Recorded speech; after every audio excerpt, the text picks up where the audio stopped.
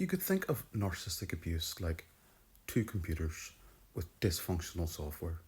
Say you had two computers and they both ran different operational software, but they were linked to each other and they were in communication.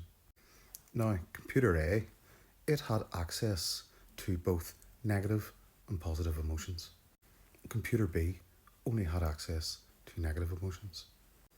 Now, the software that they use to communicate with each other with, well, it's based on needs of connection and vulnerabilities. And at first, when these computers first join together, they feel that really strong connection with each other. So, on the side of the software that is about connection, the computer with access to positive and negative emotions, and the computer with only access to the negative emotions will react very differently to how they connect. The computer with negative emotions is seeking praise and admiration, and the computer with both emotions is in need of connection. So when they first meet, computer A and computer B are in sync, and the data itself is fine. It goes round and round and round and round, and everybody is happy. This is the love bombing phase. So what's been going on in this cycle? Well, the computer with only access to the negative emotions has been sort of introjecting all the data.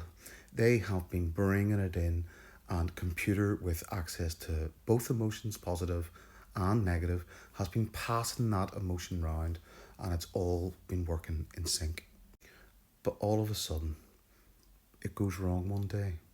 Some of the data that has been going round in little circles passing between the two computers gets slightly corrupted.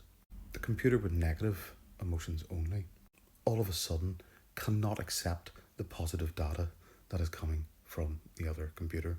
They now see that data as being negative, and they push the data back to the other computer with access to both emotions. And that corrupted data, to keep the program going, the computer with both emotions takes in the corrupted data into the place where it can be dealt with and regulated.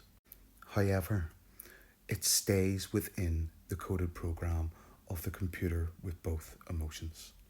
And so the cycle continues. The computers keep talking to each other and they keep getting corrupted data.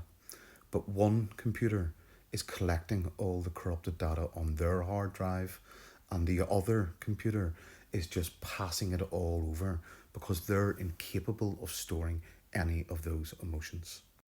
Then the computer with both emotions one day tries to pass data back to the other computer with the full code. The computer with no emotions now sees this data as a malware. The computer with no emotions, as far as they are concerned, sees this as something that's going to be destructive to its internal operating system. So that computer completely shuts down access for computer who had the access to both emotions. But the computer with access to both emotions does not realise that the data is no longer flowing the way it was, because the other computer with no emotions had put in another software now to block and deflect all the negativity within that code back into the computer with both emotions. With the computer with no emotions now only soaking up what it needs to keep it going, it is passing all the corrupted data back onto the other computer with both emotions, and the other computer with both emotions is now starting to accumulate all this data that is linked to shame.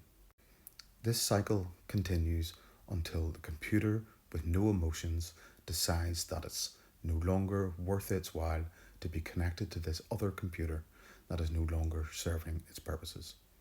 The system crashes.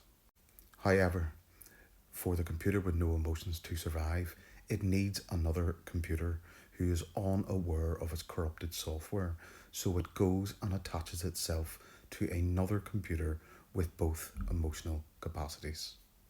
This leaves the computer with access to both emotions completely full to the brim with data that does not belong to it, corrupted data that is full of shame. Our brains are like computers. We run with an operating system that is capable or has certain capacities. The narcs is incredibly limited. We soak up what they can't accept and project what they don't have. Peace out.